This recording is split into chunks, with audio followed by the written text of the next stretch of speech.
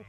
And it's one of the greatest storylines of Mortal Kombat 11 to me competitively is seeing him make a return to form and back at the apex of Mortal Kombat. Yeah, I mean, he definitely shown that he is, you know, capable of going back to full fighting form. And he proved that while winning Mortal Kombat 9 at Combo Breaker just a few years ago. Now, after nobody knew, you know, where Kerbo went, what happened to Kerbo. Now, granted, that was the older game, and a lot of people are like, well, he can't do that with a new game.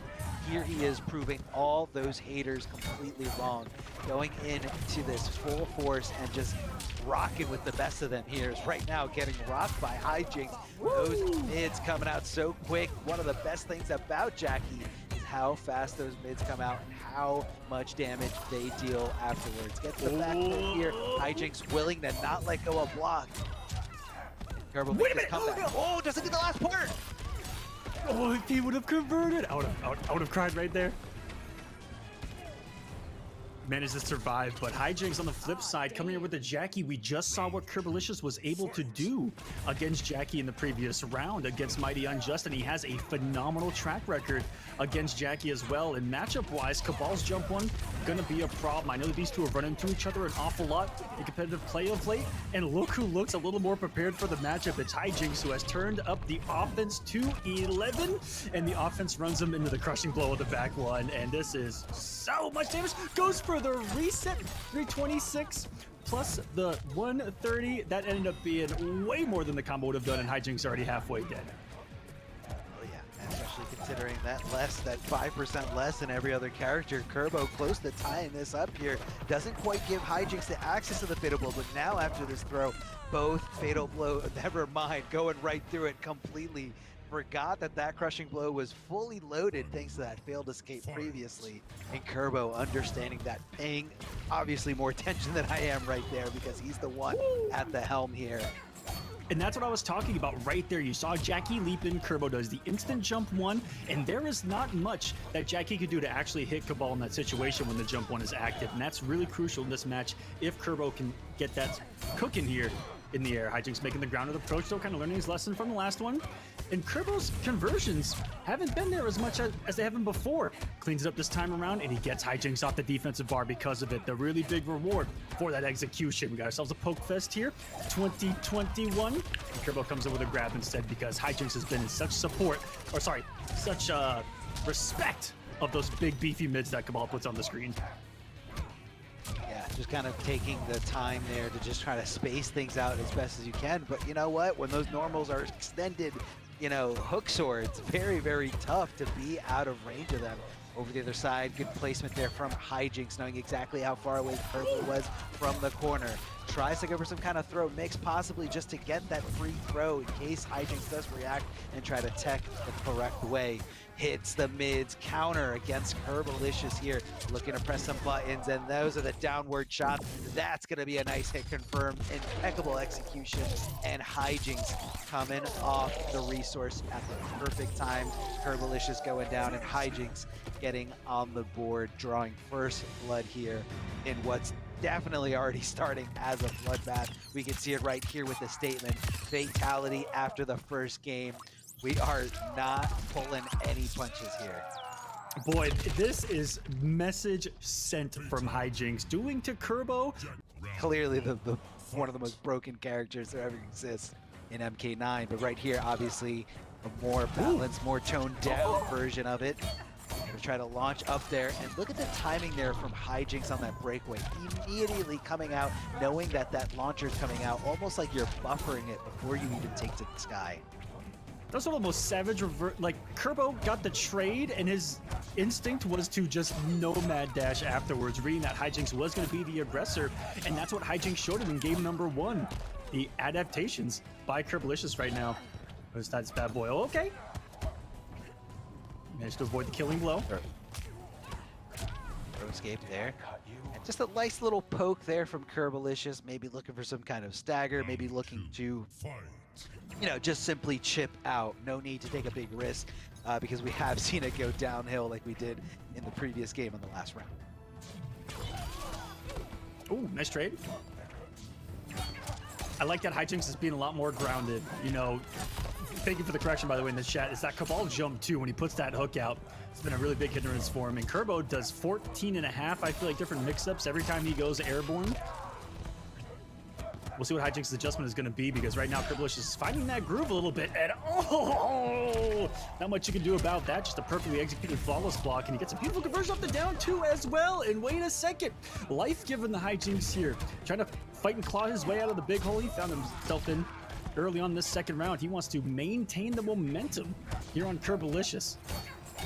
Knows that momentum plays heavy into these games. Yeah, super. And pretty much anything here. As soon as you're feeling it, as soon as you're getting that confidence, making the right decision, it'll all go great for you. Love the decision to go back into the corner again, picking up on the fact that Hijinx was just holding on the block, and he made that guess, that read one more time, and Hijinx said, no, this time I'm nowhere on the ground. I'm doing downward shot, easy conversion for me for some good damage. What an air-to-air here. What an answer from Curbolicous. The forward 2-2 hit confirmed. Of course, we're going to keep the corner positioning here, slamming him down. What's he going to go for? The auto shimmy, but nobody was home. Thanks that delay wake up. But here comes the so close to the ground. Oh, that's going to be the armor breaker. That's going to be so much damage here. 37%. Just because you didn't think that little thing was coming.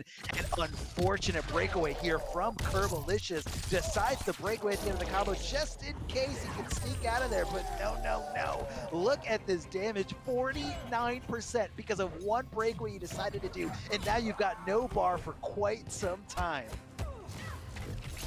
That was incredible. It's exactly what Hijinx needed, but oh, the stray hit from Curbo. Getting converted here, and no fatality back sends the brutal to. And that split is no joke for those that do make the top 8. First place tonight, $3 grand on top of the amazing Astro prize package that some people want more than the actual prize payout itself. Look, man, custom anything is just an awesome thing to have. Custom anything, especially when it comes attached to so many great memories, like playing Mortal Kombat 11 at a high level. Who doesn't want to remember that? Back throw, and here's a nice little down 4 at max range. Jacqui just getting clipped there, but Hijinx totally okay with it, and totally okay with swinging for the fences as Curbolicous comes down with a huge 40% combo. And of course, we're just going to go into the auto shimmy string. No need to take any kind of huge risk. Just do it, and if they get hit, they are dead. If they think a throw is coming, they are dead. Curbo willing to eat Curbolicous. Yep. He was willing to eat it. It's all good. He was going to do more damage regardless, as long as he's got the health lead. And in this match, health leads are few and far between because they're both haymaker characters tossing 30 plus every single touch. And Curbo getting real throw happy this time around. And what a way to open up your opponent when they started to pick up on your patterns of staggers, full strings. Start implementing the throws, and that's going to force your opponent to try to neutral crouch a little bit more or start getting more aggressive with their buttons to start opening up those staggers later on. This is all conditioning from Curbolicous. Ooh, beautiful hop by Hijinx and the back-to-back. I can't believe he recovered in time. Whoa, that was an awful lot of respect right there, Arma. Two guys next to each other, both with, what, 9-frame mid, staring each other down, not pressing a button. That's on MK11 to me. What's my name, man?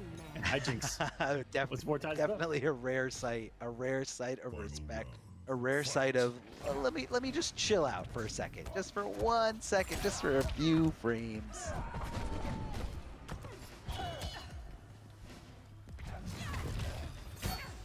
Downward shot here, trying to throw some damage over time, but so early into the game, really not going to take that much effect into some decision making as Curbo just okay with sitting through it. Right now, love that late getting really disrespectful. That led just my Hijinx to see Curbolicous jump back, and prior thought that he was going to be able to get a turn in there. You know, the Curbolicous loves that so close to the ground leap and then back into the jump 2 pressure. It's caught Hijinx a few times. I like that he's starting to wait it out a little bit more. Wasn't ready for the early one this time around. He's going for the ride of his life, about to get breakaway. Not even going to bother with it. Knew that it was more risk than reward, and falls for what could have been the shimmy. And that may be what all of those throws earlier days, like that's Curbo IRL. Yeah, he takes it to another level, and you know, I would too if I was that amazing looking. Curbolicous out for everybody's heart here. Big crushing blow. That's a really tough combo to hit mid-screen, and Curbolicous doing it like a pro. No way dropping it there. 39%, no problem at all. Jacqui, Hijinx swinging for the fences. The forward two, a nice mid. Pretty quick for a mid, but obviously a little bit stubby there. But if you're in the right spot, definitely going to be bringing the oppression. Trying to get those throws after successful down one is Hijinx, where Curbolicous not respecting it at all there in that situation. Doesn't want to get thrown, really on top of that mindset of Hijinx here. Turbo on match point. He's definitely turned this around in a matchup that I think he really enjoys, and boy, oh boy, does that, I never get tired of seeing that. So plus on hit that the stand 2 can whiff and the 3 still combos. And this final game so far has been all Curbolicous. I think I've seen 4 combos, and a bar and 3/4 of Hijinx is gone, but I'm never count him out. Jacqui's putting on some big girl damage of her own. Falls for the 1-1-1 once more. Was he frightened of the throw, or was he just being super aggressive? Curbo down 2-ing through the breakaway is going to take this 3-1. And not only has he made top 8, guaranteed the money, has now advanced to winners finals, is guaranteed top 3. At the end of the day, a guaranteed $1,500 for Curbolicous with that victory. And Hijinx is still... Maybe taking a little mini hiatus and just ready to roll again. Here they are, winners semis. Even going back to the very first pro competition, Arma, this was these two were tied in points for the final position in Final Kombat. They were tied. All it came down to was one result that let Kombat in. Otherwise, Semiij could have been in Final Kombat as well. These two have been that neck and neck for so long and at the highest possible level. But like I said today, I haven't seen Semiij in this robotic of a form in a long time, and I feel like this outfit is very befitting. If you guys aren't familiar with the meme, Semiij.exe, it's because we think he's part robot. He might be full robot. He's a machine. He was programmed by NetherRealm, I feel like, to murder us. He was programmed in Ed Boon's basement, where he makes the games. It just also makes Semiij to be good at them. Gets that crushing blow, and that's going to be enough to seal that deal. In Kombat, looking a little different here with the Joker, a little bit more normal reliant. You know, obviously Joker's got those extended normals thanks to the cane, and with this, with the Kapow, able to convert in some really, really good damage.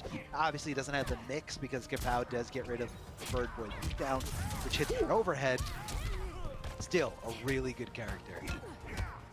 Absolutely. You know, this character in Cassie fits Semiij so perfectly in that she is just a fundamental beast, which is, I think, everything that defines Semiij as a player. Everything that she has is great. It's not super flashy, and I just witnessed one of the coolest pieces of tech ever. The forward 3 of Jokers doing it dirty for Kombat here. Look at the reward for it. That is going to be close to the round 2.89.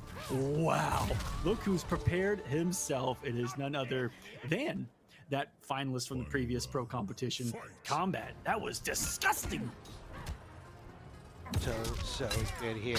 Yeah, we're going to be connecting, no problem here. That piece of tech, so specific to Cassie Cage. And again, you know, we alluded to this, definitely doing his homework. And, you know, I feel like sometimes Semiij puts himself in the box with this game because really, really loves playing Cassie Cage. So, you know, you got to wonder, how much am I leaving out on the table? How much am I showing everybody that I know here? Oh, good block of the overhead afterwards. And even right there, Kombat didn't go for that aggressive forward 3, but instead just kind of went for the flawless block to minimize that block stun there.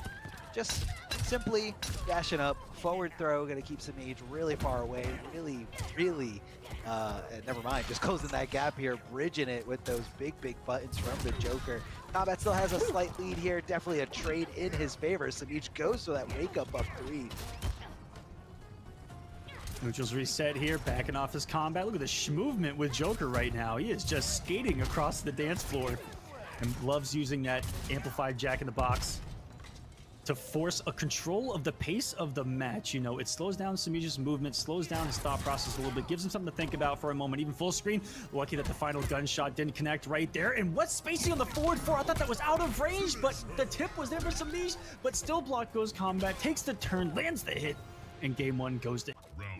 It's looking incredible here, looking like we're going to be having the next trip over to the Winners Finals, but first you have to get these.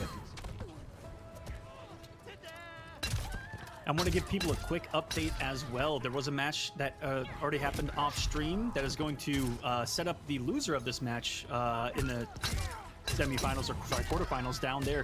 Grr ended up taking it over the TheMightyUnjust. TheMightyUnjust has been eliminated from this finale. Grr is going to be facing the loser of this. Coming up, in Kombat off to an explosive start every time. Throughout that sentence, I just heard the boxing gloves going off. Insanity. You know, as soon as you hear that boxing glove, the little creaking of, you know, those little joints, you know, lots and lots of damage is being done by the Joker. Looks like Kombat tried to get up really a little too early there from that gunshot. I know a lot of people like to move in after the projectile, just to, again, get as much advantage as possible. Kombat close enough to connect that forward two for a nice punish. What a well-timed breakaway from Semiij, getting really aggressive here. Perfect timing to get that punish and the side switch. Kombat in a bad spot, and Semiij just backing off. I'm actually surprised that he's not going in for the kill, but would rather have the breathing room. Gonna be doing huge amounts of damage here. Not able to connect anything yet. Going for the fake throw to make Semiij kind of think that maybe that crushing blow requirement is going to be fulfilled here. And Kombat connecting that combo, no problem. As soon as Fatal Blow was available, accessible again, cashed in big time here. Of course, didn't need all this damage, but just for good measure, 43%. Round one, fight. Here we go, game number 3. Oh, already with the correct read was Kombat right there. We're punching the down 4, beautifully spaced low from Semiij right there. There's one thing I'm gonna say a lot from Semiij, it's something that's beautifully spaced. This kid wakes up in the morning and he breathes footsies. I don't know how he does it, but my goodness, also one of the best at anti-airing, I believe, in Mortal Kombat history. He also picks characters that have some of the best anti-airs on top of that and start to end the round. Semiij all over him. You just gave me really bad flashbacks of Molina's down 1. That did everything in MKX. I had a slight stutter as well, where I'm like, oh, it was, you know, the character also has a really good anti-airs, you know? Semiij looking a lot better in this game, getting that first round victory over Kombat. But Kombat not really letting him phase it at all. Good block of the overhead from Semiij, able to recognize that string, stand up just in time. The high shots getting through over Kombat, and Kombat definitely getting the better of that trade, especially if you're talking about the frame advantage. Right on hit, being able to go on top of Semiij, being able to be the aggressor on Wake Up. Oh, the neutral jump. You love it. You love to see it. Neutral jump 1 from the Joker as he just kind of expands all his arms out. Delay Wake Up screwed up the timing there for Kombat, and he decides to come off that breakaway. He's not playing any games. He is willing to make that trade there just to finish this round. Going in a final round, and Kombat on match point here. Semiij playing for his first tournament life here. Doesn't want to go into the lower bracket against Grr. Kombat, who I believe was, what, 4th at Final Kombat, looking to guarantee himself top 3 in the NA East Regional, and was the NA East champion of the previous pro competition. So he's looking to pick up right where he left off just a year and change ago. That's right. The online pro comp for the first year. Yeah, that was a good chunk of those points that Kombat got. But yeah, you got to remember, both these guys are finals there from Final Kombat, just barely getting in there, both of them. The down 2 crushing blow as Joker's teeth just come flying out of his face. Good stand block there. Good recognition from Semiij. Here comes the Jack in the Box. Semiij able to block just in time, trying to get crazy with those interactables, but the bad CPU stopping him there right in his tracks. Oh, little conversion there. I'm loving these staggers from Semiij right now. Both the 1-1 and that Forward four, the spacing that he's creating, and then the whiff punishes afterwards, just sitting back, naturally reacting. Round one. Real quick, I have another massive update. Pulse Tell me. defeats Hayatei in the lower bracket That is to incredible, advance man. to Pulse, face Hijinx. Pulse is one of those players that is just like not really able to go to, you know, all the big major events that first year Mortal Kombat 11, but, you know, did go to MK11, did go to the locals, and, you know, kind of shown that he can hang with the best of them. And right now proving it once again in the online platform. Taking a win over Hayatei is a really big victory there for Pulse. So shout out to the Goon Squad. For some of you guys out there, really are, Can I also just note that the Goon Squad needs those jerseys that are like the Toon Squad from Space Jam? needs it. Somebody get a graphic designer on that. I know Sweat MD can do it. So big shout out to Sweat MD. Go out there. I want to see all the goons squad. go up to an offline event, all in their Goon Squad outfits, and just wreck and shop in the bracket here. Just like Semiij is starting to wreck this comeback, baby. Let's go. Keep this set going. I want to see a game 5 here. This is for top 3. This is for so much guaranteed money. A stand 2-1 here from the Joker as he just kind of uses those crazy normals from the nameless man in the wheelchair, the poor souls that just die over and over again here. Stand 2 into the cup. Pow, no problem for Kombat. And he's got a perfect position here to continue this dominance, to continue this oppression. What's Semiij gonna do? Hits the anti-air, that back 3. Yes, that is just a regular back 3. It's a very tough button to jump in on, and Semiij, knowing that, knows it's an easy way to get a little bit of breathing room. Doesn't finish the full string, maybe just looking for a little stagger. And the neutral jump 1, Kombat's answer to really trying to just bait out those slower normals or bait out those throw attempts. Yeah, that was just pretty galactic right there. Making a read on Semiij, going for the reversal throw. Really anything that Joker neutral jump 1 is so strong. He's got one of those lengthier, really active, more importantly, probably really active jump 1s that catch so many people off guard trying to anti-air. Nice side switch by Semiij. Gonna get the restand with a nut kick. And not disrespecting that, it was Kombat whatsoever. What's going to be in the post block? And that's where the mind games are. Even Semiij was like, I don't know if he's going to neutral jump or not right there. Instead, the patience, the jump over himself. Now he's one hit away from sending us to that game 5. Can he pull it off? And the 1-1 was quick enough to do it. Semiij is coming back to life. As we can see here, doing a lot of wonders here for both these players. Going down to the wire in Kombat, switching over to Johnny Cage for the pick. Gonna break away immediately, forcing Semiij to come off some bar. But again, still has that 1 bar remaining if he does find that hit. So Kombat's got to think twice about getting too aggressive, too risky. And there's the neutral jump 1. Semiij coming down with a huge fury of combos.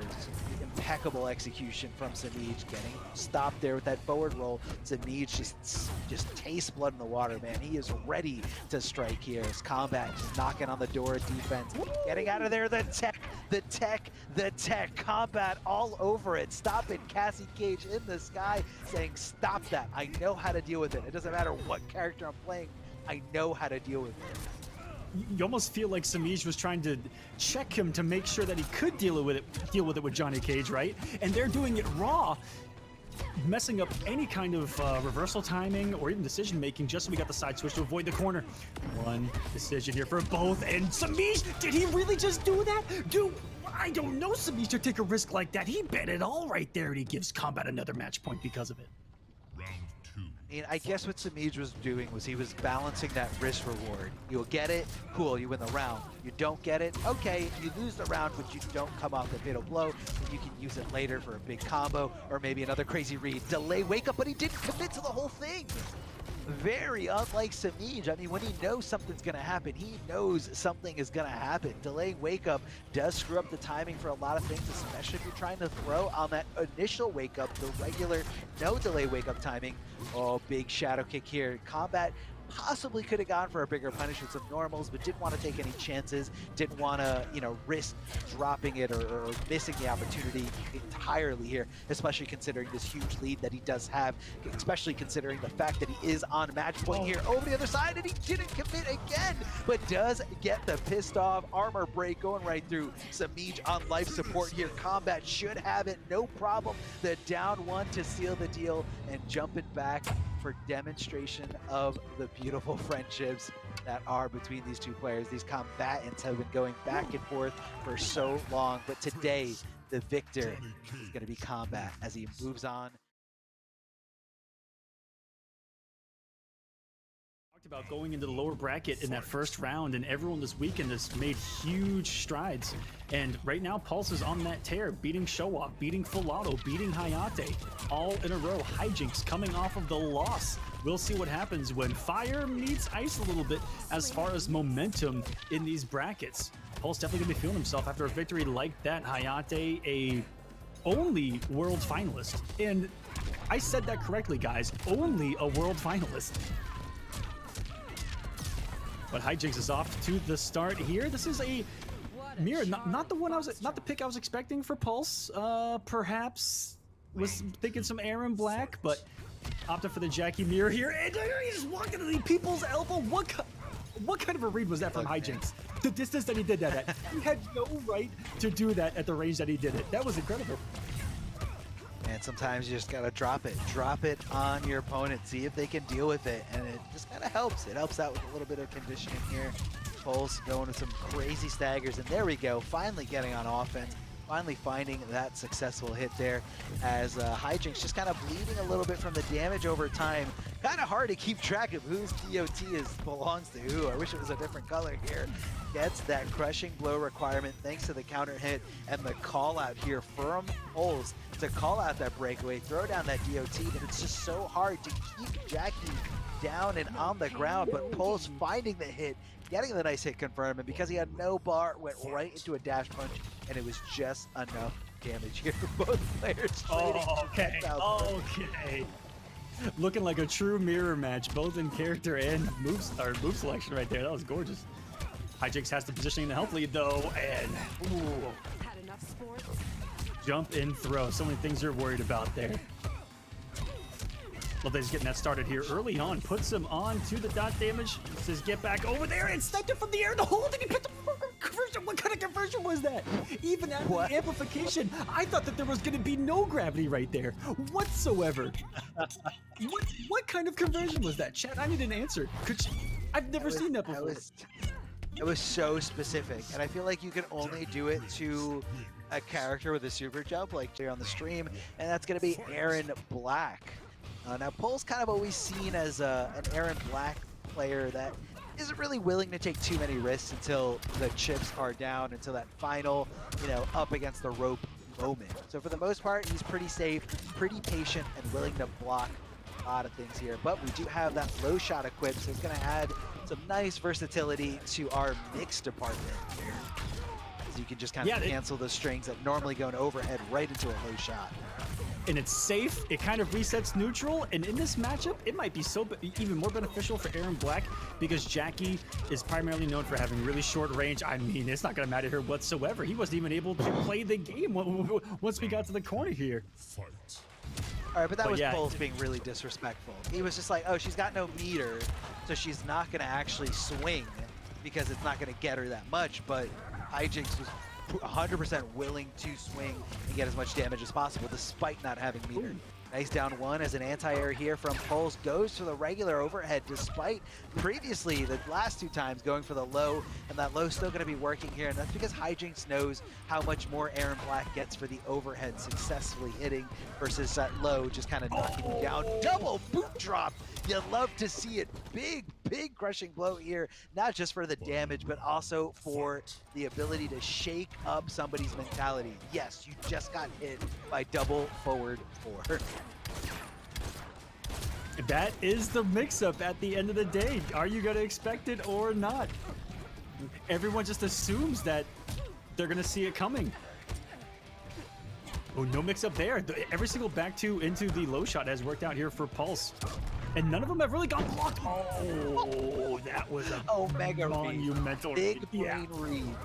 Dude, big brain play coming out of Pulse. Saw the jump coming, knew the throw was going to be followed up, and not only that, but able to execute the down two fast enough against a character like Jacqui, who pulls all the way back after she's done whiffing that throw. But the tables are completely tied here as Hijinx able to turn it on his side. It's a regular jab hitting him at the end and the anti-air. This is not really going to scale. I believe this should be enough, especially considering that Jacqui is a 950 character. This last little part doesn't do too much, but it does enough. 33%. He just can't pull off incredible things like that stand one. And yeah, maybe that fatal blow wouldn't have killed a regular character, but remember, Jacqui does have 5% less health. She has 950 versus your standard, 1,000 that most of the cast has. Making that super jump here, going straight down with the Shartnel. Immediately the acid is in play. Tries to go for the cattle toss, the command grab, but nobody was there. Jacqui definitely letting go of block to not be susceptible to it. And here comes a big combo. No breakaway from Pulse though, good call out. These are beautiful setups of the damage over times. Giving Erron Black a little taste of his own medicine with that acid that we see so often. Hasn't been used against Jacqui here. Pulse keeps it nice and simple with this pressure. It's just gonna be constant mix-ups. And little did we know that he also brought the command grab, which adds a little bit of mix-ups in and of itself on top of the, again, safe low option here. We got the 4-hit full screen juggle with the command grab. Gorgeous. Pulse with Erron Black looks like an entirely different player, and I think that it's just going home and getting back into the comfort zone of the character. And these anti-airs are friggin' ridiculous. Ooh. There's a stick of dynamite for you. Oh my goodness, these mix-ups right now. He's holding the low, he's holding the safe multi-hitting string. We're straight into the command grab. Every single hit right now is over for Pulse. We're working on a hook perfect, and it's gone. I take that back. This is gonna be an awful lot of damage for Jacqui. The rare drop from Hijinx, barely off with the back one, and Pulse is gonna punish him fully for it. Send him back to the corner. Here's another stick for you. Whee! Put out the acid, and there's a taste of your own medicine, Mrs. Briggs. Sit back. It works is it kind of throws you the opposite direction of his regular throw. So depending on where the acid is, kind of tells you, which throw he's willing to take. The command grab throws him behind, and the other throws just kind of toss you in front of him. So it all depends on that placement of the acid here. Tries to challenge those plus frames there from that little elbow to knee drop. And Pulse getting a little disrespectful here in, what could possibly be that last game, that last-ditch effort to win.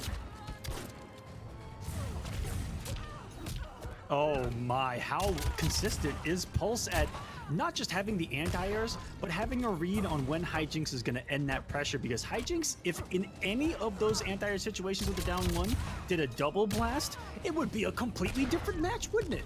He's just on point with reading Hijinx's pressure right now. On top of him, he's stopping here. He doesn't want to take a risk. He doesn't want to take any kind of risk, so keeping it real safe here is Pulse as he goes into the low gunshot. Doesn't even poke back, gets the down one, able to kind of confirm that Jacqui is there, confirm that he's got that frame advantage, and goes straight for it. Yeah, gonna chip him out, no problem at all. Those gunshots come out so quickly. They don't really have travel time. It's just immediately like a real bullet.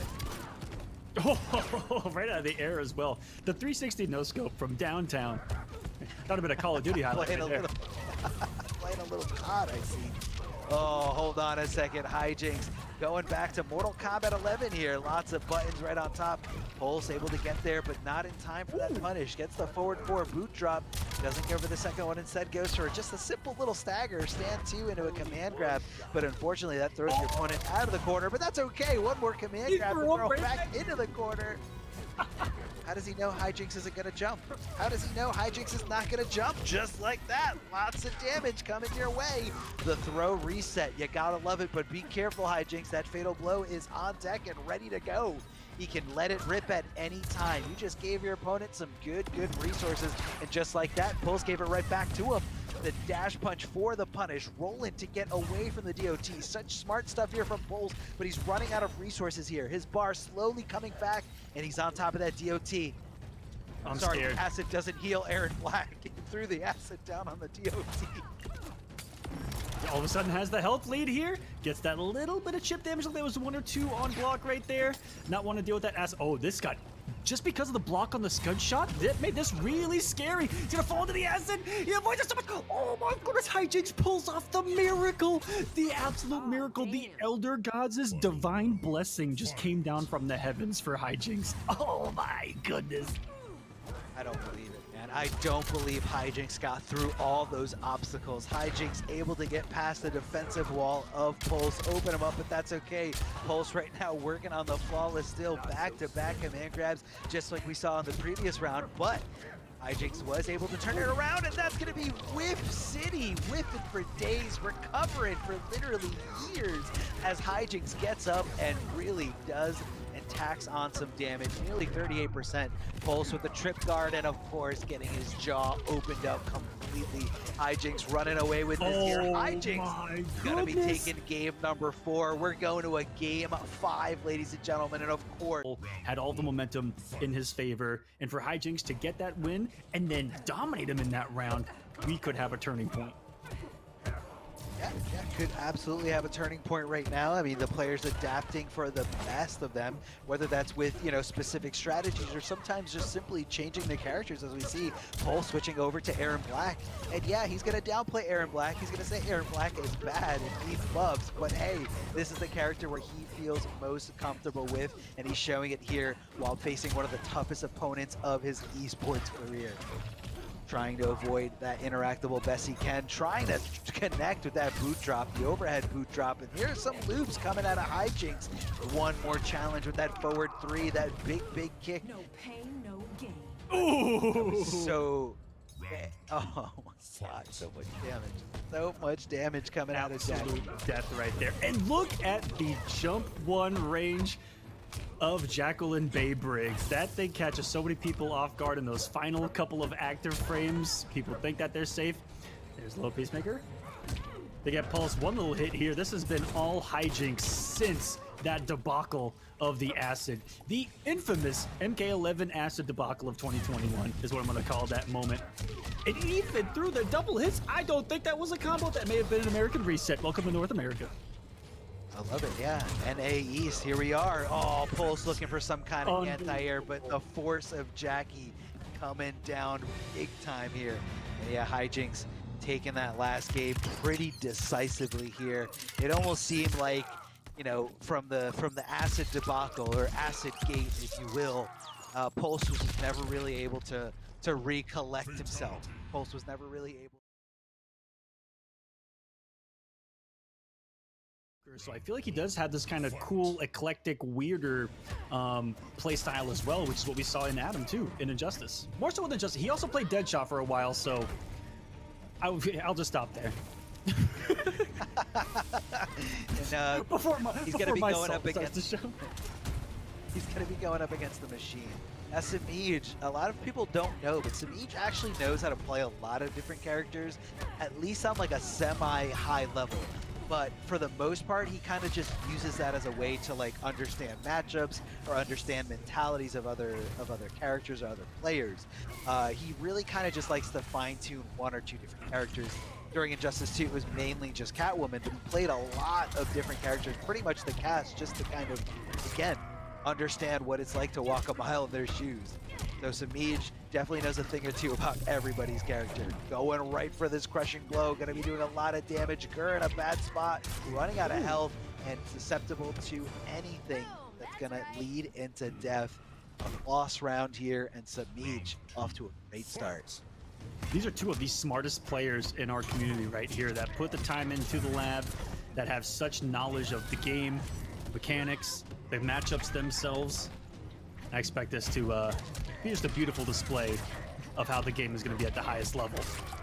The matchup we have rarely seen since that first season as well. Cassie, not one of the more popular characters in competitive play, and in fact, incredibly rare right now. So the Semiij sticking it out with his guns, no pun intended right there, I promise, is a beautiful thing to see, because he was in a little bit of a character crisis for a while, if you remember. Oh yeah, I definitely remember the agony of what do I play. And you know, a lot of people kind of felt like that they wanted to play a certain character, and you know, it just wasn't enough to fulfill their competitive desire to win. So sometimes you just gotta give up hope and pick a top tier. Oh, little short hop, doesn't go anywhere though. Semiij stopping him right there with the gut kick. That mid just coming at your way. And Grr getting insane. Getting insane. He thought Semiij was so willing to swing. He's got some pop-offs. You can look back at like Combo Breaker Top 8 when he beat Dragon. But it was a very mild pop-off. It was like that's what it was like it was it made a only a little bit. it was the equivalent of making a comeback in like Combat League, where it's just like, yes, I did it. But like, dude, you're on like the biggest stage here, the huge, you know, major, and you defeated one of the most dominant players in the scene. But that's just how Semiij is. Listen, I have bigger pop-offs than Semiij when I go to McDonald's and their ice cream machine's working. Like, come on. Oh, I love Semiij, man. I love Grr too. Where Grr is kind of the opposite. Grr is very, very emotional. Like when you see Grr lose, you feel like you just lost. Like you feel the disappointment. You feel, you know, his agony of losing like that, especially in like, you know, very, very close fashion. If you guys want a point of reference, watch the end of Scar versus Grr at the Injustice 2 Grand Finals. My heart sank when I saw that look on Grr's face. He just cried, no, no, no. Oh, so bad. So bad. Right now he's got the clone up there trying to get Semiij to get trapped there with that little shifting sands. You know, it's all about reducing that mobility, but Cassie Cage has some pretty good moves. You know, she's got the she's got some forward advancing charge just like that to try to get her out of there, but you know, it is a very unsafe thing. Did you see him wave dash around it and then he punished it on a whiff? No, he didn't. All right, that looked like, you know, there were a lot of people that had answers to it that were just like single buttons, right? Whether it be a jump 2 that we saw from Kombat or the forward 3 from Joker, but that required some incredible execution. High key. That wins. That wins. That one wins, and that one takes the cake in terms of dealing with that specific tech. Wave dash into low sand. So easy to screw any of that part up. Oh. And Geras' wave dash, if you guys have never tried Geras' wave dash, he moves an inch. He like does a truffle shuffle 2 inches forward, and that's about it. And again, a very highly executed mechanic in this game. And it's down to a couple of frames. Whoa, all of a sudden, all the straight hits, and he perfectly times that sand trap. And he's going to give him the judo chop from hell to send 395 damage on the Cassie Cage. Very little whiff recovery on the command grab as well. That's one of the huge benefits of Geras' mid command grab, is it's actually much faster on recovery than most other mid command grabs in the game. He's cornered here. A beautiful pickup of just a straight hit. And one of the conversion kings of our community is Semiij as well. Has always been incredibly impressive in his stagger game. Sexy right now, as he's trying to maintain the lead. Still has the fatal blow. Gonna be looking for a hit confirm here. Pre-committed was Grr to the down 4. Thought that the pressure was gonna end in a very similar manner to that. Where was that out of range? Oh, it's Semiij dropped it, but somehow gets the scramble down too.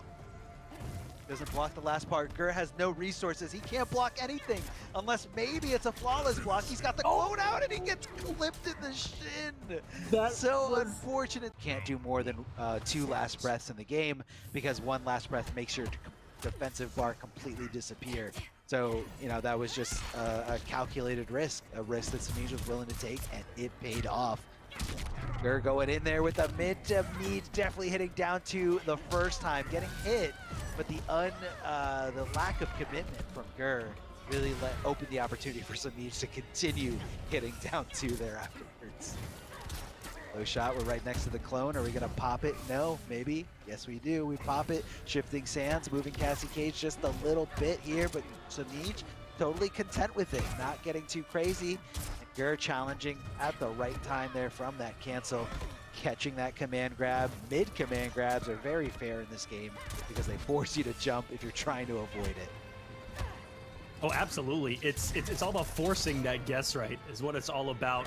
And Geras has, I don't know, I think the most tick throws with a mid command grab as well. He can tick throw off of almost all of his single hitting buttons. Stand 1, stand 2, forward 2, down 1, down 4.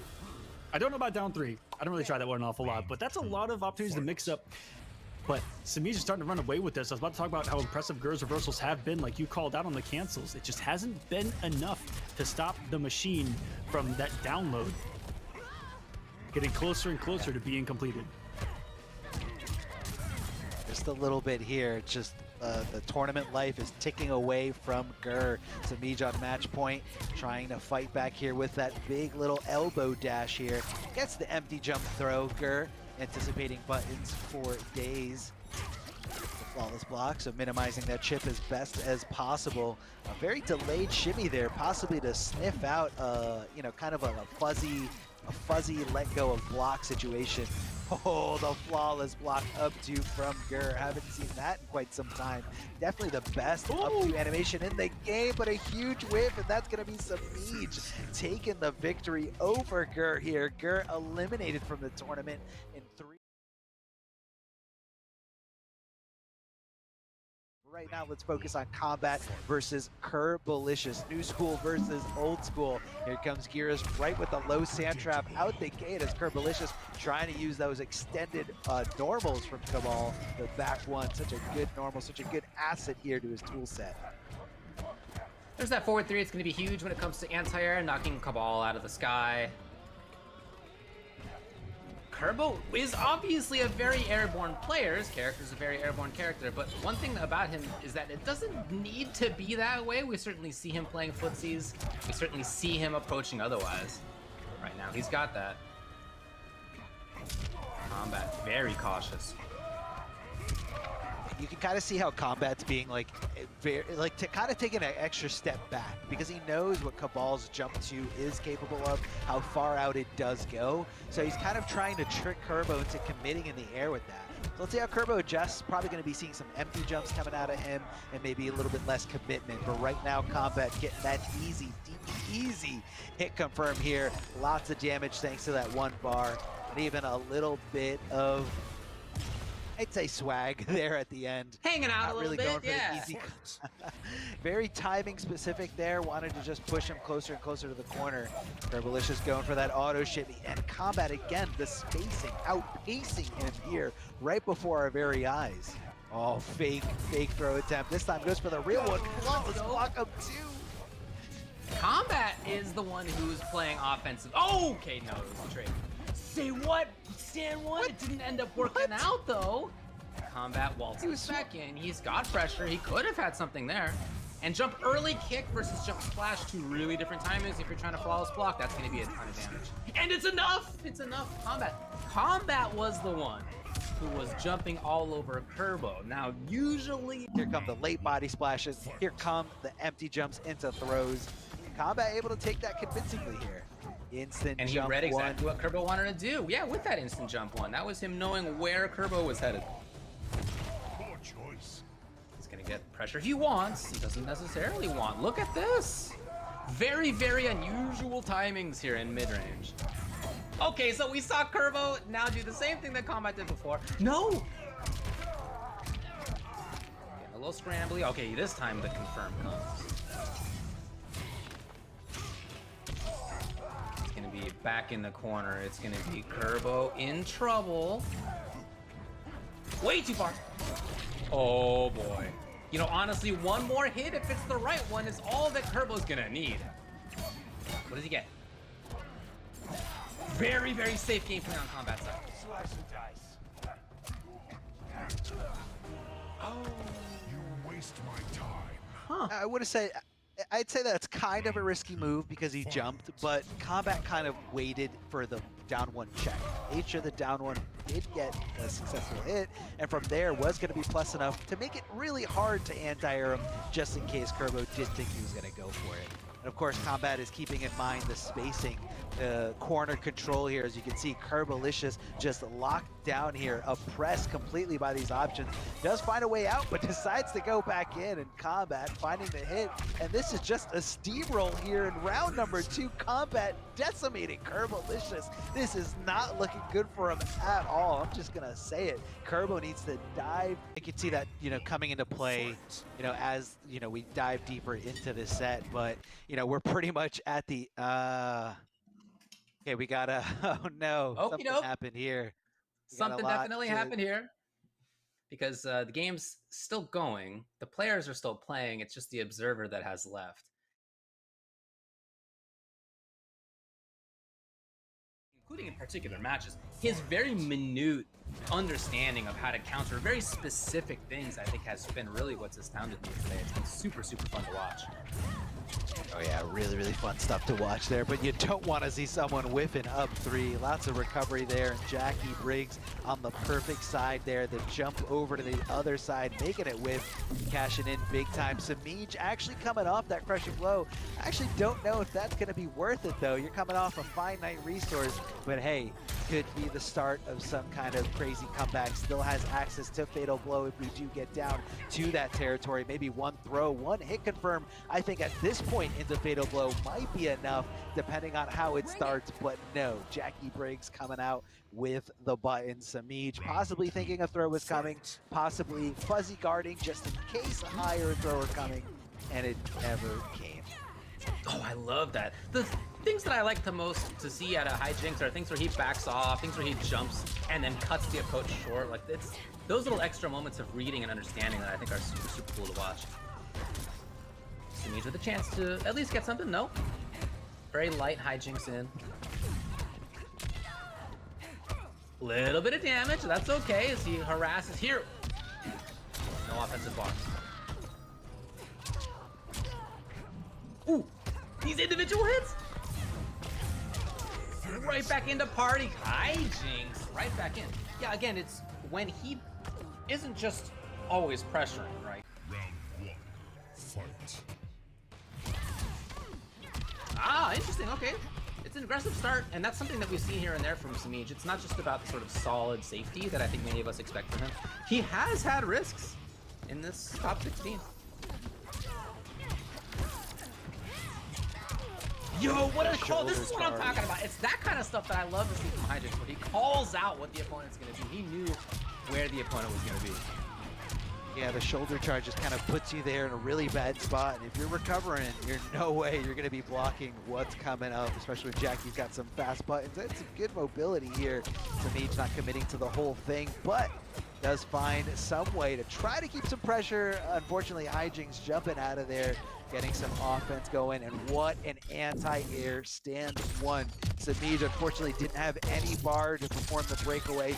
Couldn't even if it was fast enough, even if he could react to that, don't know if that was going to be in the cards for him. Hijinx taking this round here and trying to make this decisive 2-0 lead. Okay. Semiij. No, it doesn't get too much. It's Hijinx who buttons out. Cuts it short. Semiij actually might have called it, but didn't quite get there in time. Here's Semiij now, with a character who doesn't have the strongest mix-ups or the strongest damage, but he has made both of those things really count. Yeah, here it is. Oh! Did Hijinx, and again, I want to say Hijinx understood that Semiij wasn't close enough to get that free check with the stand 3. And he was just willing to swing, because after that, you're pretty negative. You don't have access to, you know, delay wake up or any kind of invincibility frames with up 3, but still, the attention to detail there from Hijinx to correctly identify that is phenomenal. I really love seeing play like that. The call out, very, very brave stuff. DOT on the ground, Semiij not trying to deal with any of that. Hijinx coming in hot. Oh, it was the right call, but a little bit of a mis-execution from Semiij. No way, no way. That was so sick. What a call out on that down two. Didn't get the full conversion, but nevertheless, Hijinx is here to stay. Dude, let's go Semiij. What a call from him as well. I'm telling you, he's got these funky match-specific things that are just so cool to watch.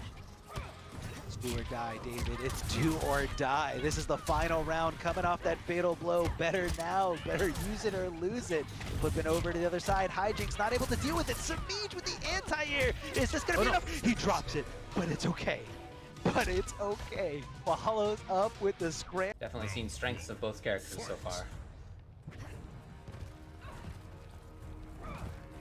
You never know when Hijinx is gonna come in, and well, Semiij was waiting. Little whip there. Hijinx could have taken full advantage, but he does with this super jump here. Okay, we're talking about the specific tech, the specific Cassie tech, and Hijinx showing that you can super jump, chase it down, get a full combo punish. And look at this damage here. DOT, not sure why Hijinx dropped that thing right there at the end, but could give Semiij the chance to make it. A couple of times. Yeah, he gets his breakaway, or he drops a combo, and then Semiij tries to stand one or whatever it is. Hijinx wakes up with down two, blowing it up right away. That's happened the last 2 games.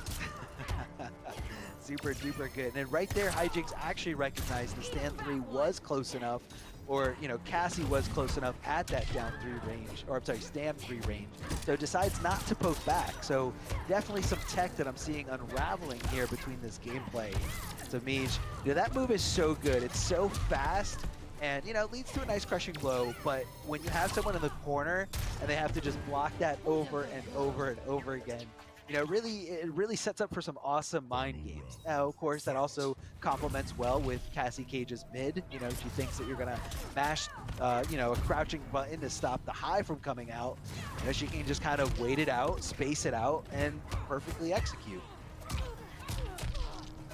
Oop, no hit confirmed. But still, it's Hijinx pressuring. At the corner, keeping it very light. Okay, he didn't believe in the hit. Looking for some kind of mix-up there with the overhead. Does work. Semiij finding the hits here. Hijinx jumping out. Empty jump into some buttons, hoping that Semiij would think a throw is coming.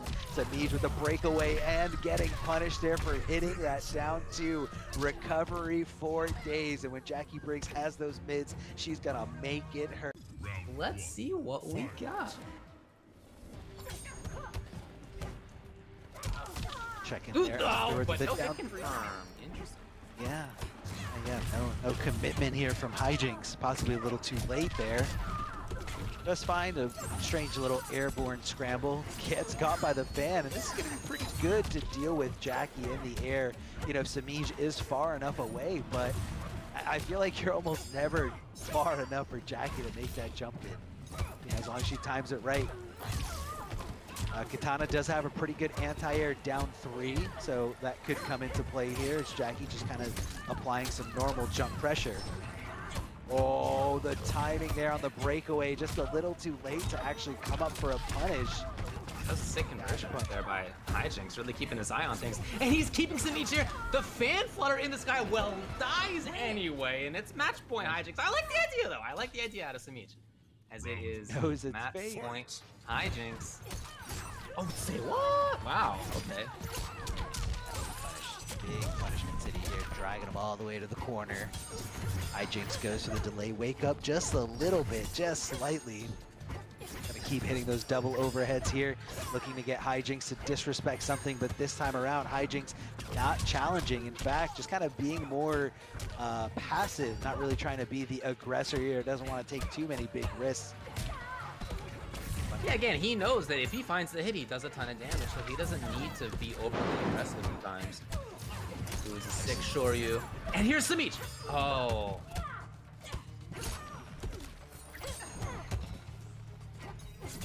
Look at this absolute safety first defense. Finally the hit. Semiij, I feel like, has pressed 1,000 buttons in this round. No breakaway.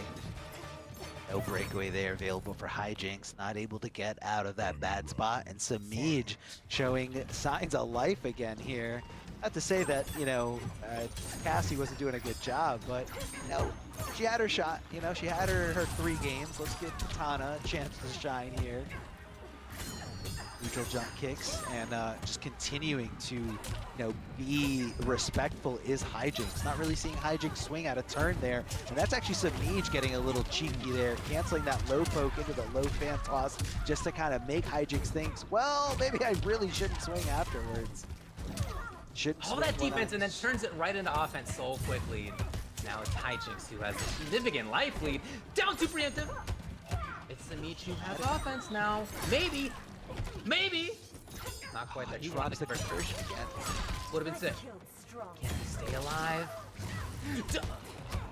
It's Hijinx out of there! Even Chip's a big problem trying to meet the opponent in the sky, but Hijinx has the grenade already, and that is going to be 3-1. Hijinx moves on versus Semiij. The Cassie didn't do it. The Kitana didn't do it either.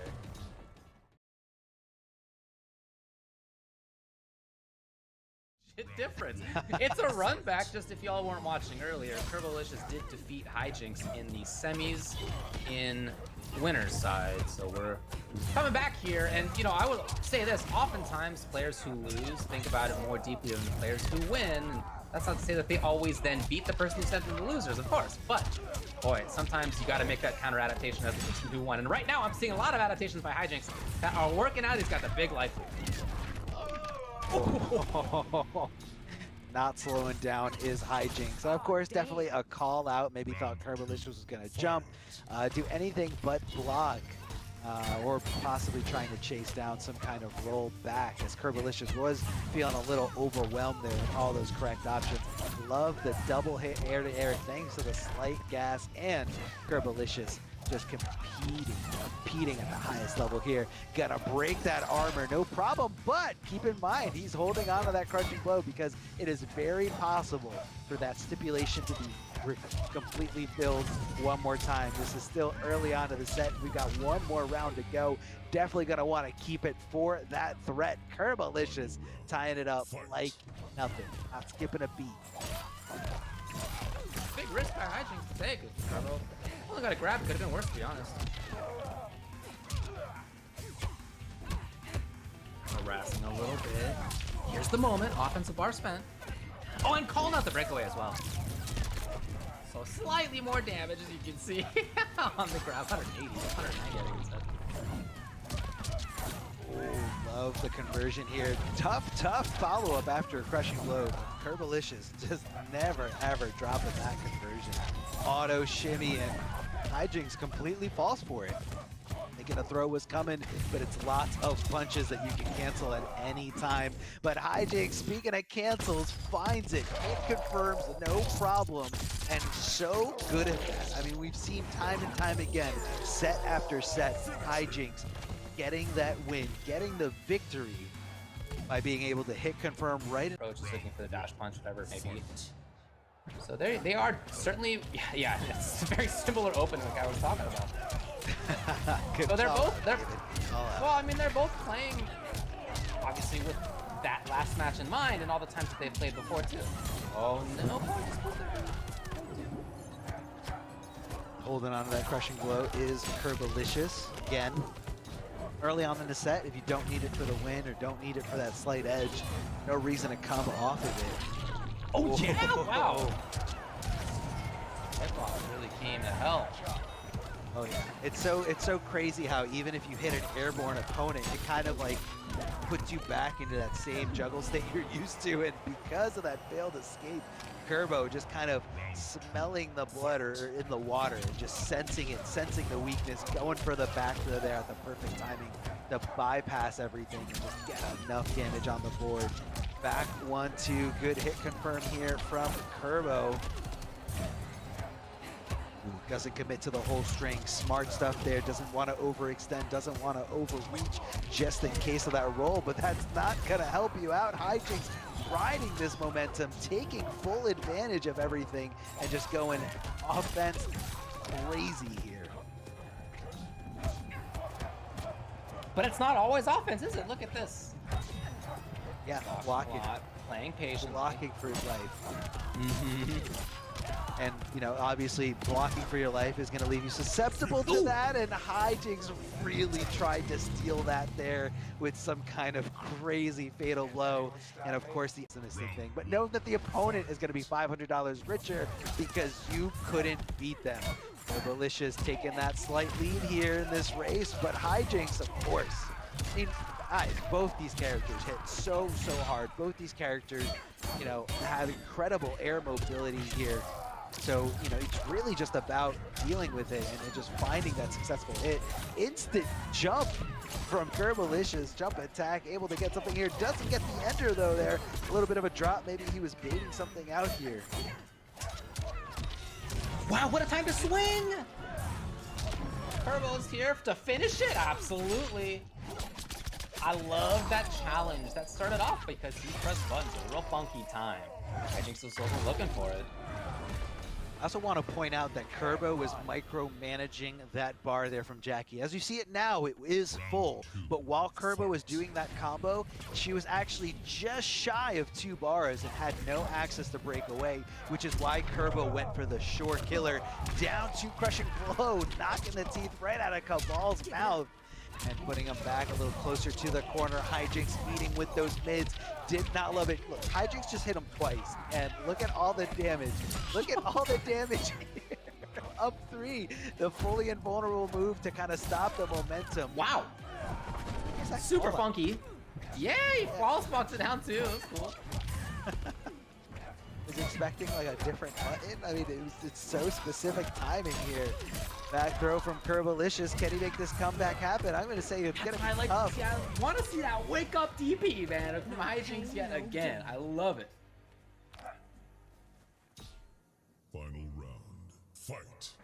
Boy, this is close. We knew it was going to be. Hijinx trying to control the sky. Just a little bit here. The challenge comes.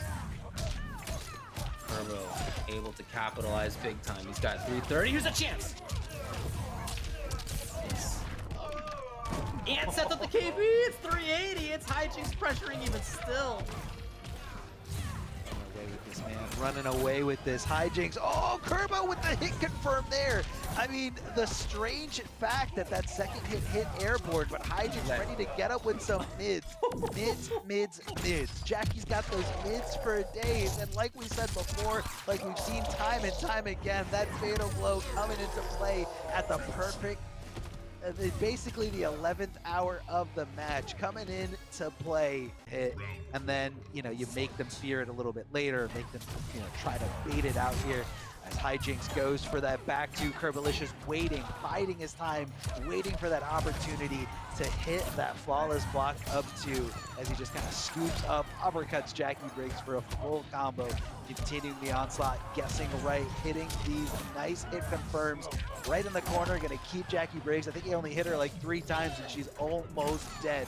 Here comes the low buzzsaw. Curbolicous playing immaculate right now, not trying to take any crazy risks as he just jumps in. No problem thanks to the slight gas and a quick little sweep here. Curbo looking to tie this up, man. What a one-sided first round.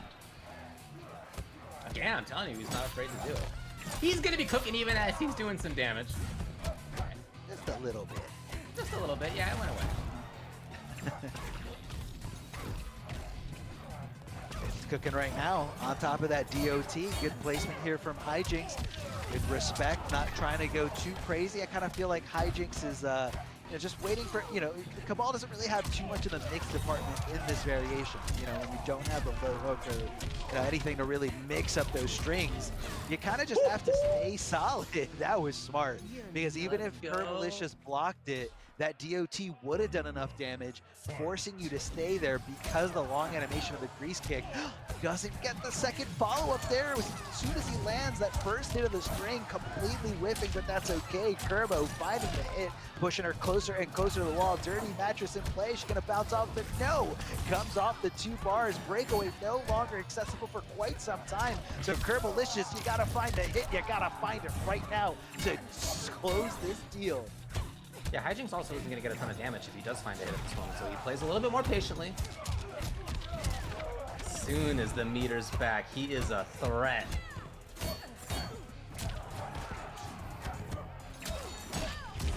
Ah, the funky stagger! Curbo does do it. Oh yeah, we knew it was going to be close. We talked about it before when they played. Looking here. Yeah, man, I mean, no one, obviously these guys are no one's denying that their characters are really, really good, but you can't really take anything away from these players really putting in the work. Game 5 scenario here. Who's going to want it more? Jacqui Briggs opening up things early with that overhead elbow drop. Curbolicous looking to block low, or not looking to block anything at all. Downward buzzsaw, going to be using that mobility. Good hit confirming to the Nomad Dash. Kabal hits like a truck even when he doesn't need to use meter at all here, just when he wants to do it. Hitting those mids back and forth. The mobility, it's just insane, man. How fast Kabal can just hit you with overheads that are gonna lead into damage. And speaking of damage, Hijinx running away with this. Flipping over to the other side. Oki right on top of Curbolicous, able to identify that slight delay. Goes for the empty jump back throw, keeping it mixed up in Curbolicious's head. Look at all that blocking, only to find that one hit finally, and now it is match point for Hijinx. Threatening to get into grand finals. We know Kombat's waiting for one of these two. Out of the sky. Hijinx just getting some damage over time. Yeah, get out of there, absolutely. And that's exactly what Hijinx expected as well.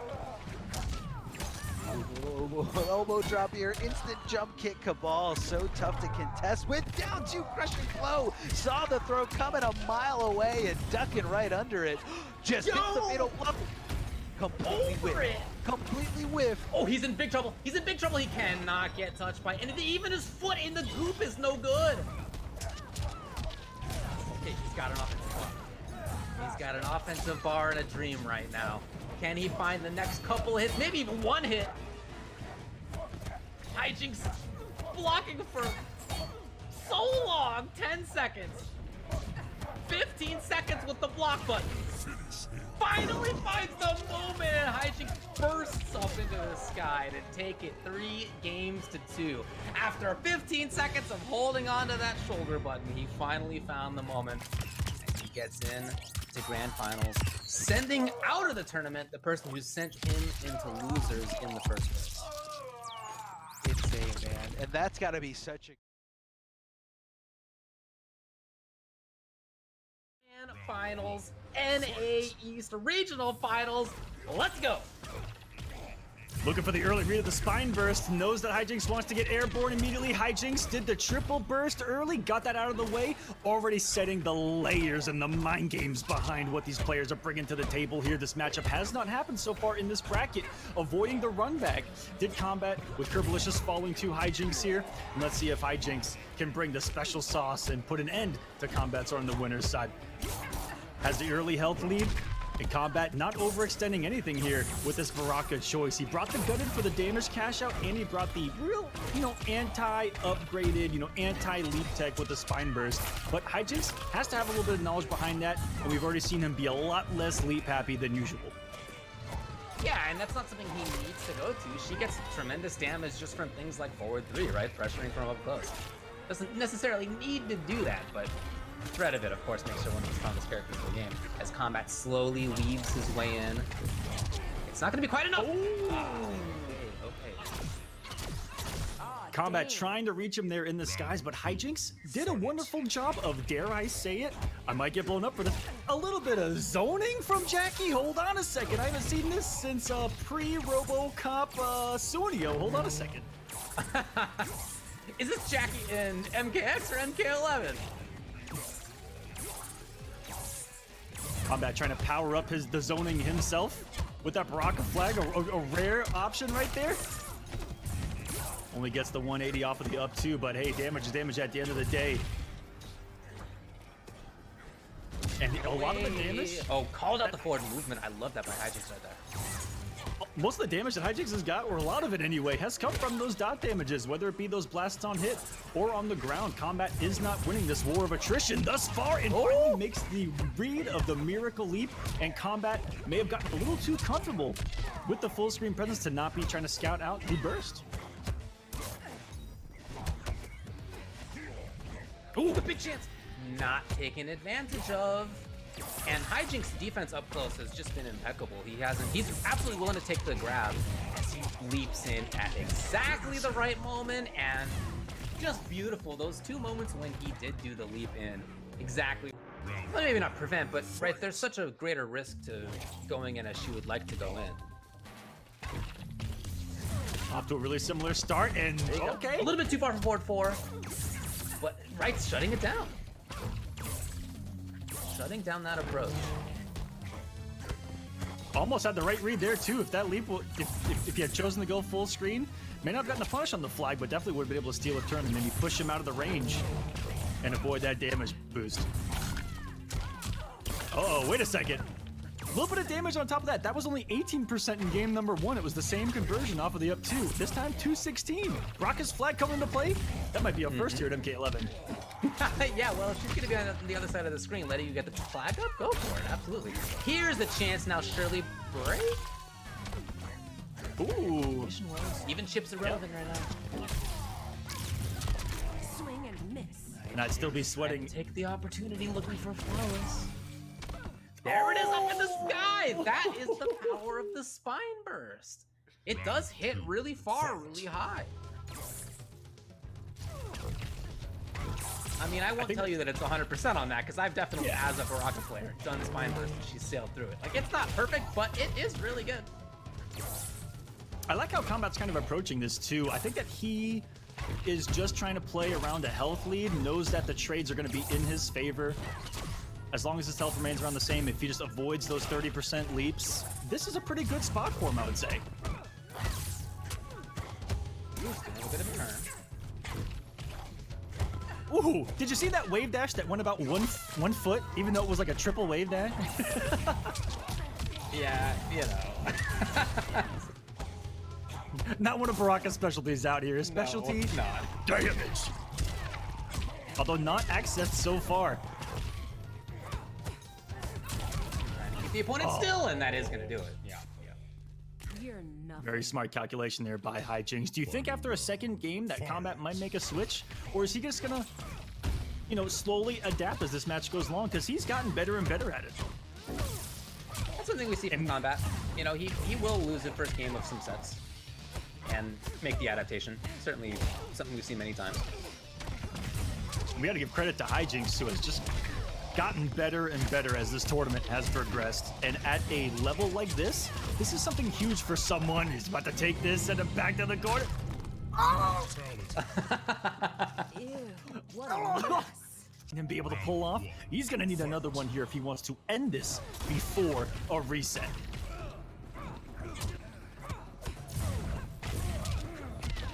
Well, it's a great start already for Hijinx here. Yeah, getting the grab too. Going A down. little bit extra toasty. Yeah, 3% extra. It's fine.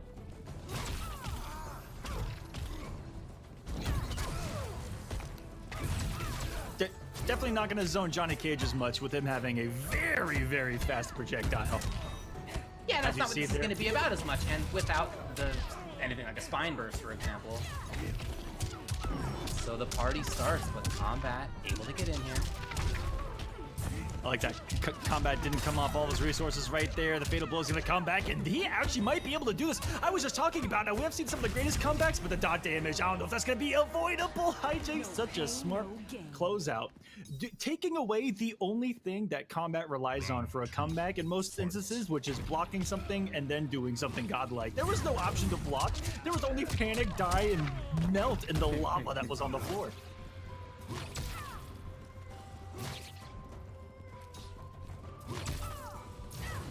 Ooh, always a threat. There it is. Okay. Pretty sick.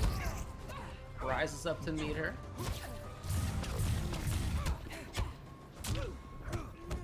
Now zero. That's a lot of meter spent right there. That's a lot. Yeah, so Hijinx is not going to be quite as effective. He backs off, maybe hoping to wait for it to come back. These straight shots, by the way, have been killing.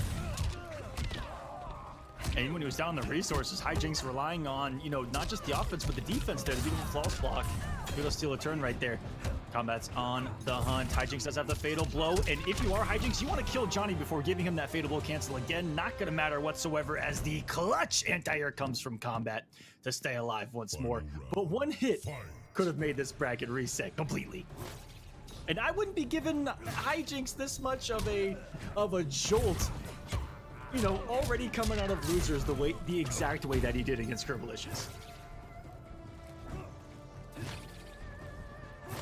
Still that slow play.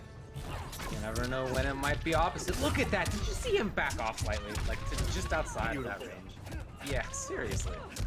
Knew the ranges of the normals, went right inside of it, and then right outside of it for the whiff punish. Beautifully executed. Ooh, big swing there by Hijinx. And Kombat's gonna get some corner pressure and no defensive meter to worry about right on the cancel there.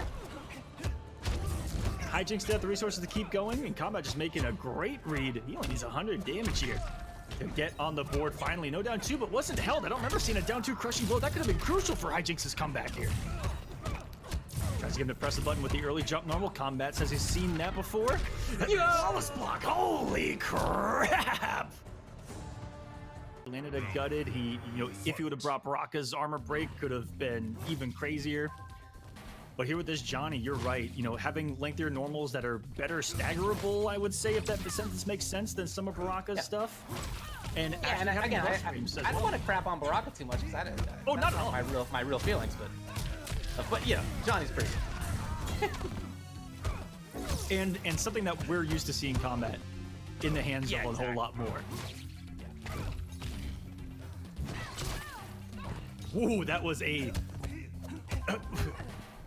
whiff punish with a projectile, but it was a little ballsy given the distance that he was at. A lot of belief in that one, but it is almost as fast as most characters' quickest buttons that are going to be at that range anyway. And another beautiful call out, reading just the one grenade. He's done that back to back already. The forward three going. I mean, if he was standing still, maybe that could have hit, but the fact that he still moves forward was the perfect answer for the up grenade. Well, I think that really gives you a sense of how much Kombat has done to make Hijinx not know where Kombat's gonna be. Kombat just had the complete wrong call. Now, though, he's in the corner, he's got pressure. Yeah, the defensive bar comes off. Ooh. Again, you don't know when Kombat's gonna back off because he has done that a lot. I mean, I get that read from Hijinx because honestly, Kombat has done that a lot. But he's also moved forward, he's throwing projectiles. You just don't know where he's going next. We'll finally call it out with the down three as well, but watch next time around, guys. When you start low poking Johnny a little too much on the approach by reading the forward three, he's gonna start coming to that back three, and you need to be careful and watch them toes, because they'll start clipping them.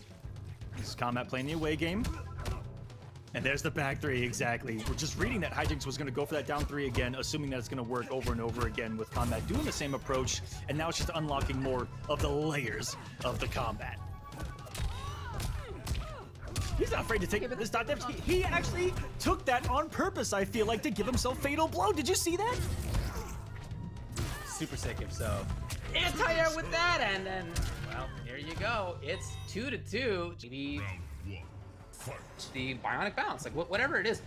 Kombat is where Hijinx doesn't expect him to be very, very often, and that's been tough for Hijinx to get anything going as a result.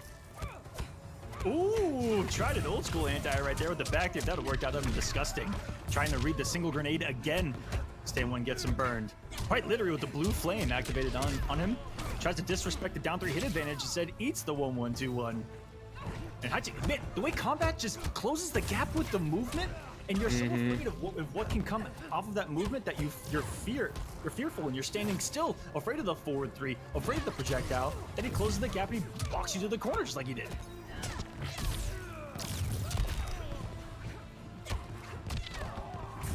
Not ready for the overhead. Up three almost launching right there, it looks like, as the anti-air. And this could be comeback city. Fatal blow is ready.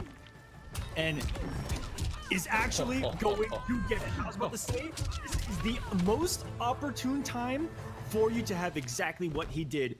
Kill Jacqui before she gets her fatal blow. It's exactly what he did. He still hangs on to himself, and Kombat is now on championship point, pro competition point here, and he's feeling it. Bringing up down two anti-air. He's got this complete cage in the corner as Jacqui. He did jump out. Yes, it's an opportunity for Hijinx, which he capitalizes on. Surely, he's got 300 out of that. Kombat even blocking the overhead. I think that actually might be the first time I've seen a block in this top 16. Maybe used it a little too many times there. Did Hijinx. It looked like he's down three. He did get sniped on the back three. Is this enough? Is he gonna be able to go to fatal blow? Not at all, but look at the cash out. Still mass amount of damage, 373. The wake up down one saves Hijinx for the moment. He's gonna make a couple more reads. Goes for the throw. Tech that company was ready for it. Those last thing even I expected with fatal blow ready. The other one comes. No safety. He's gonna go for the dot damage and down two whips, and he stays alive. Incredible. The man did wake up dash forward down two. Is that what I saw here? As we're in the final round of this set, either Kombat wins the championship or Hijinx resets. And that was the anti-air he was looking for in this final game, and we got to see it. Someone that truly knows every single tool that the character is capable of and using it at the highest level. Kombat showing us what he's all about here. And another elbow works out for Hijinx here. Not wanting to press buttons this time around on the approach of Kombat. Hijinx knows better. Drops the jump one.